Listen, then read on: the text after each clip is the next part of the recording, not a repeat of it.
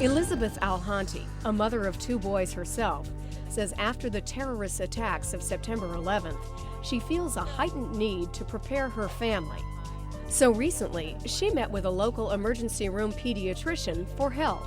Dr. Mulligan Smith shows the concerned mother the Family Readiness Kit, a guide on how to handle disasters. In it are a few simple steps to safety. The first step is a logical one, that you would call your county emergency management agency and find out what kind of natural disasters are possible in your community. Is it tornadoes, fires, floods, hurricanes? And that's something that you can acknowledge and address right away. The next step is to create a family disaster plan by holding a family meeting. Tell children that a disaster is something that could hurt people or cause damage. Teach your child how to recognize danger signals. Make sure your child knows what smoke detectors, fire alarms, and local community warning systems such as horns and sirens sound like and what to do when they hear them. Explain to children how and when to call for help. Keep emergency phone numbers where family members can find them.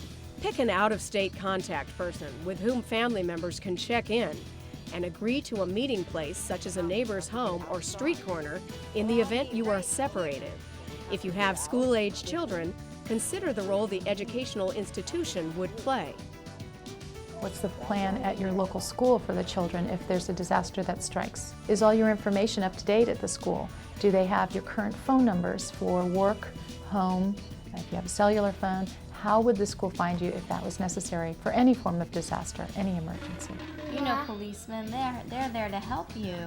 Tell children there are many people who can help them during a disaster, so that they will not be afraid of firefighters, police officers, or paramedics. Then complete the following checklist. Show everyone how and when to shut off the utilities. Put emergency numbers by each phone. Plan home escape routes from each room. Find safe places in your home for each type of disaster. Take a Red Cross first aid and CPR class. Stock enough emergency supplies to last 3 days. Make sure you have enough insurance coverage. Make 2 copies of important documents. Keep the originals in a safe deposit box. Keep 1 copy handy, and the other give to your out-of-town contact. Then review and practice your plan periodically. Experts say it is important to get children actively involved. Nicholas Netter says having the responsibility to look after the family pet helped him cope.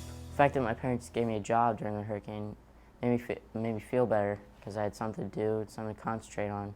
Pretty nurse? Pediatricians say the most important role a parent can play in an emergency situation is to stay calm.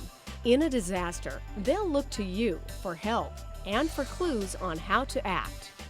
If the parent presents a calm demeanor, if they seem to be knowledgeable in what they're doing and handling the situation, that's going to be key in how the children feel. If they witness their parents panicking, anxious, confused, that's going to make them feel exceptionally fearful and vulnerable. Experts agree you should be honest with your children and explain what's going on. Just be sure to base the amount of information and level of detail on what's appropriate for their age level. Reassure your children they are safe. Keep to your normal routines. Children need a sense of stability. Help children express their feelings. If they don't know the words to say how they feel inside, try to help them find creative ways of communicating, such as through art, writing, or music. Experts say, as far as a child is concerned, there's no safer place than in his parents' arms. So don't underestimate the power of your touch. Offer plenty of hugs and kisses, and tell your children you love them.